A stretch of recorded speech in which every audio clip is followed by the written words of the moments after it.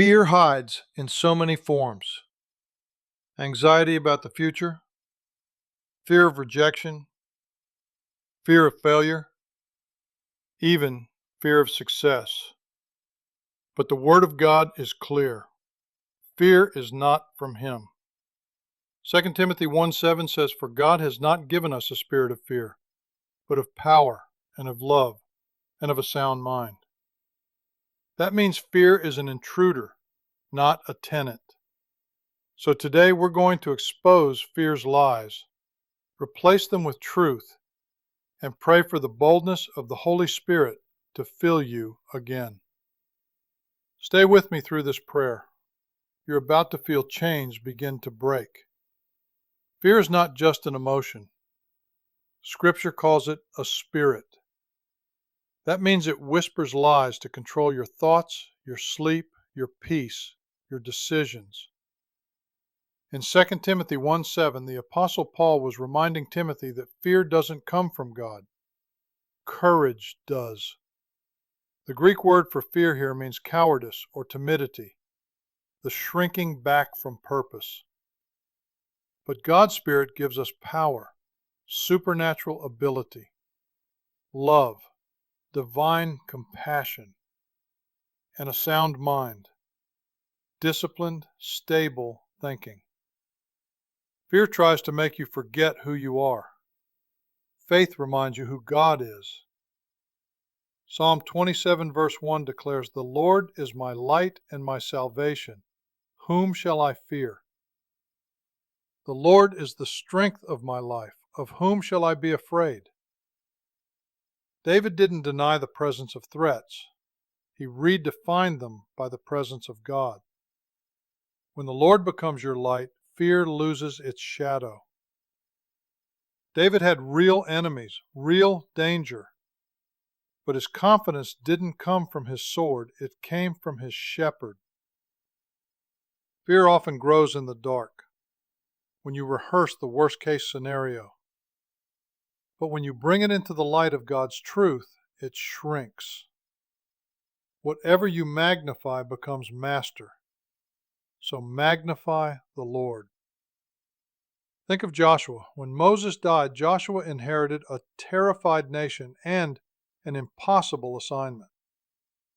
But God told him, "Be strong and courageous, for the Lord your God is with you wherever you go."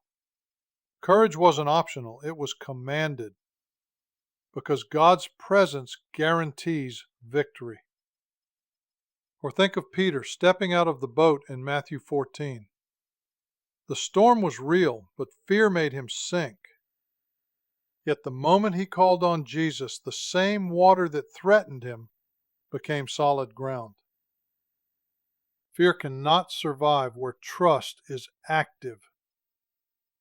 Faith doesn't always remove the storm, it changes your footing inside it. When you believe Jesus instead of the circumstances, courage returns. Let's expose 6 lies that fear tells. 1. You're alone and no one cares. The biblical truth is that God is with you and will never forsake you. Be strong and courageous. Do not fear or be in dread of them, for it is the Lord your God who goes with you. He will not leave you or forsake you. Deuteronomy 31:6. This lie attacks our sense of belonging and security.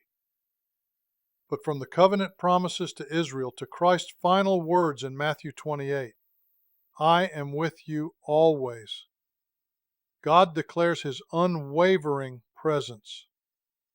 The believer is never truly alone. The indwelling of the Holy Spirit is both a comfort and a testimony to God's nearness. 2. The future is uncertain and you have no control. The biblical truth is God holds the future and His sovereignty is your peace. "For I know the plans I have for you, declares the Lord, plans for welfare and not for evil, to give you a future and a hope." Jeremiah 29:11. Do not be anxious about tomorrow. Matthew 6:34.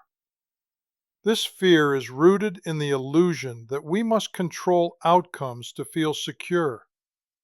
But the Bible affirms that the future is in God's hands, not as an unknown force, but as the careful providence of a loving Father.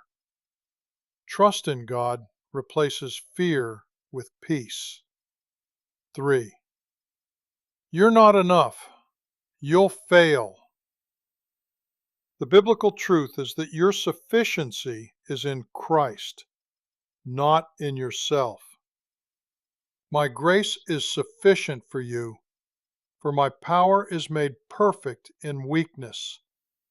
2 Corinthians 12:9. I can do all things through him who strengthens me. Philippians 4:13. Fear of inadequacy is especially crippling in a performance-driven culture.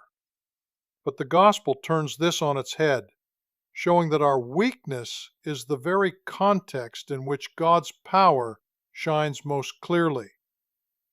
The believer doesn't boast in self, but in Christ. 4.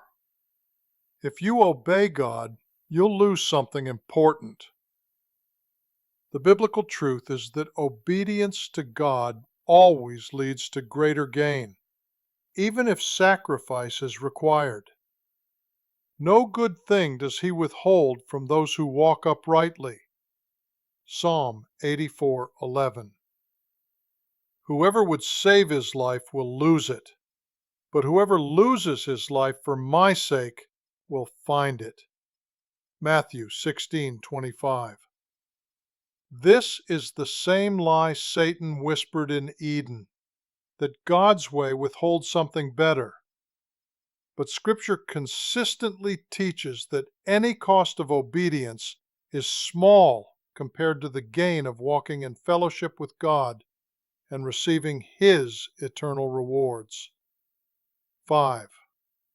The world is out of control. There's no hope.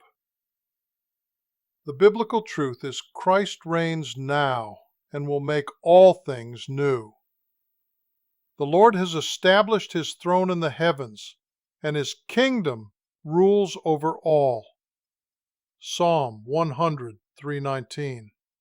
In the world you will have tribulation, but take heart, I have overcome the world. John 16:33. The chaos of a fallen world, war, disease, injustice, can stir deep fear. But Scripture affirms that God is not reacting to world events. He governs them. Christ's victory is secure, and His return is certain. The Christian walks not in panic, but in expectation. 6. You'll never be free from this fear. It defines you. The biblical truth is God has not given you a spirit of fear, but of power, love, and a sound mind. For God gave us a spirit not of fear, but of power and love and self-control. 2 Timothy 1:7. There is no fear in love, but perfect love casts out fear. 1 John 4:18. Fear thrives on lies, but faith thrives on truth. Jesus said, "You shall know the truth, and the truth shall set you free." John 8:32. To combat fear, we must not merely suppress emotion, we must replace the lie with truth. That's why the Word of God is not only comfort, but armor. Ephesians 6:17. Let the Spirit use the truth of Scripture to renew your mind daily, so fear loses its grip and the peace of Christ rules in your heart. Colossians 3:15. Fear may feel like an identity, but in Christ it is a defeated enemy. The Holy Spirit doesn't produce paralyzing fear, but emboldens the believer with spiritual clarity, boldness, and love. Fear is not your master. Christ is. Fear thrives in the absence of truth, but truth destroys fear at its roots. Before we pray, take a moment to breathe. Still your thoughts. Whatever fear has been whispering to you, whether it's loud and tormenting or quiet and subtle, it's time to confront it. Not with willpower, but with truth. You were not created to live under fear. You were created to live in the boldness, peace, and power of the Holy Spirit. This isn't just a moment of inspiration. It's a spiritual turning point, a line in the sand where you stop agreeing with fear and start agreeing with the Word of God. So as we pray together, don't just listen. Engage your heart. Let the truth wash over you. Let the lies lose their grip. Speak this prayer aloud if you can. Declare it boldly. Make it your own. Because today, by the authority of God's Word and the power of Jesus' name, fear loses. Join me in the prayer garden as we pray together.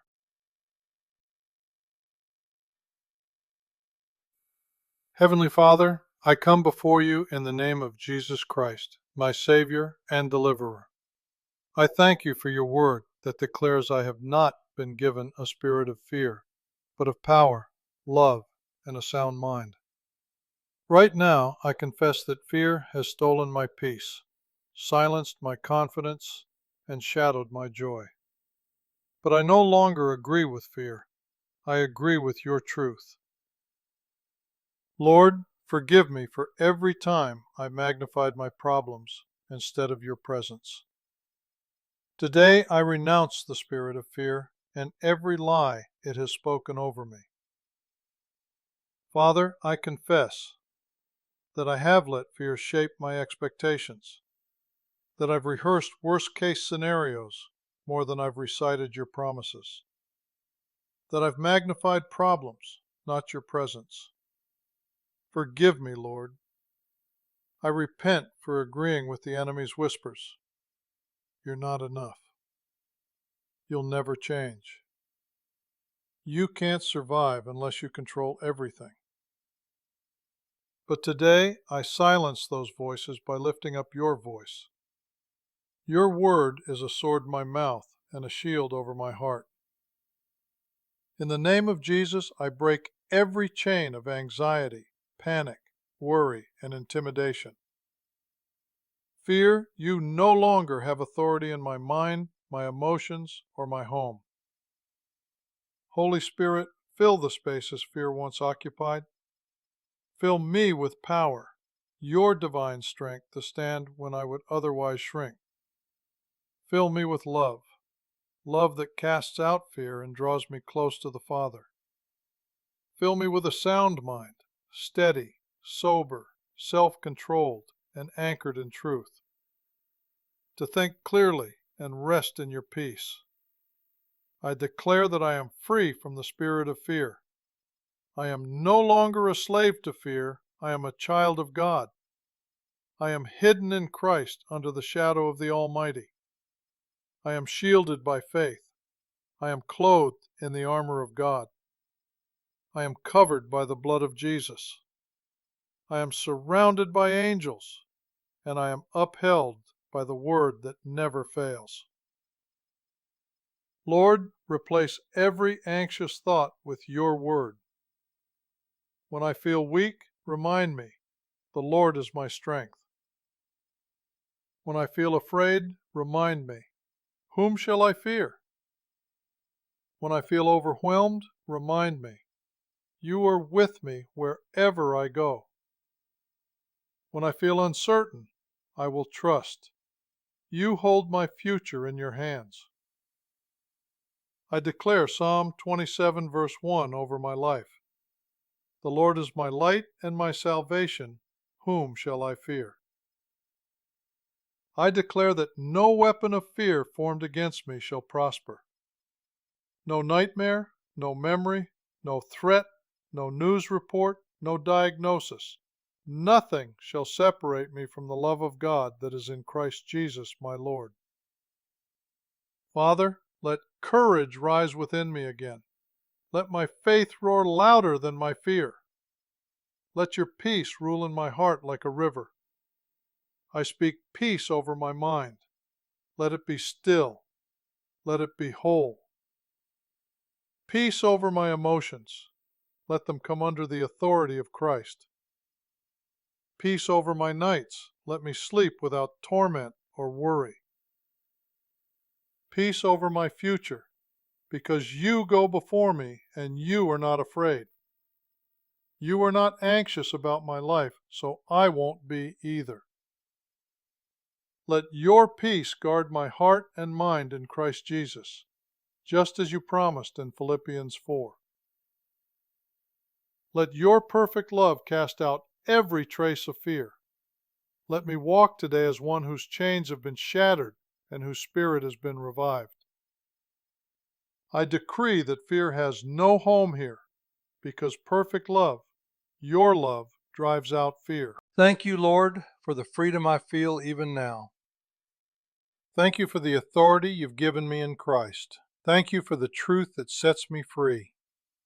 Thank you for Jesus, the one who walked through fear, conquered the grave, and gave me his victory.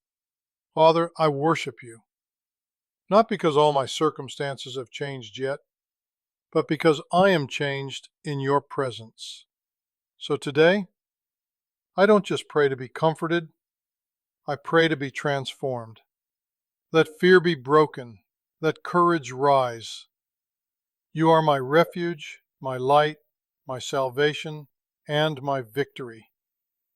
In the mighty name of Jesus, I pray. Amen. If this prayer blessed you, type, "I am free from fear" in the comments below. Share it with someone who's been battling anxiety or worry. Remember, this is Transformed to Live, where we renew our minds so our lives actually change. Check out our other videos. Until next time, walk boldly, rest deeply, and remember, the Lord is your light and your salvation. Whom shall you fear?